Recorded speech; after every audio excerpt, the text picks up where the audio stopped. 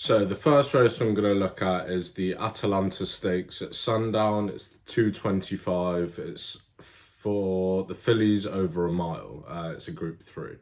So we'll just take a quick look at the field and the odds.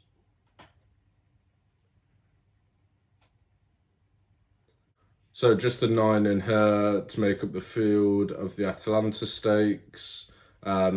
Quick look at some past results and some trends for this one. So it's pretty much solely only been won by 3 or 4 year olds, and I think that is the case this year. There's only 3 or 4 year olds that have been entered out of the 9, so that's nothing that we can really draw anything from. Favourites don't have a great record, only 3 winning favourites in the last 8 years, and only a few more going a bit further back than that. So Tamfana would be a negative for me because of that.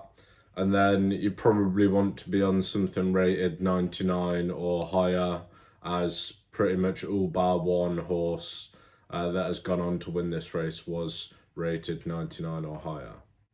And then the last trend we're going to look at is season runs. So on the far right column, it shows season runs, and it tends to be dominated by horses that have had 3 or 4 season runs in Britain that season.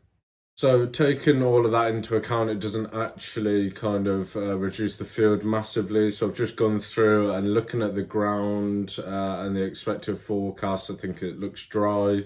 Sundown, it's currently good. I think it could move to good to firm. So just having a look at some, I think some will probably want some cut in the ground, and therefore this isn't going to suit them massively. So Tamfana's one that's been tried up in Trip and over in France. Similarly as Spiritual and Rolliker. Rolliker's actually got a 90-day layoff, and only horses that have won this with a significant layoff tended to be quite good and trained by John Gosden. Bright Thunder, another one that's been tried highly in France. I mean, that kind of lead you towards thinking that the trainer or the connections think that horse might need softer ground, as it quite often is in France. So that kind of leaves us Naomi La Paglia, Doom, Choicia and Doha. Imperial Quarter just hasn't had 3 or 4 runs this season, so that's another one out. So Naomi La Paglia, good form, same as Doom, Choicia and Doha. And the latterly mentioned Doha is going to be the tip here. I think he's getting his conditions for this race. The one time he's had these conditions, 1 mile on good firm ground, he won, and it was at Ascot in a very competitive 24-runner handicap. Doha is a See the Star filly, a 4-year-old who is out of one of the best mares to ever grace the flat, Trev.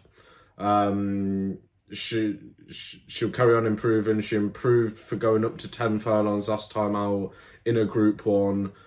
Posted a 107 RPR. I think she is better at the mile.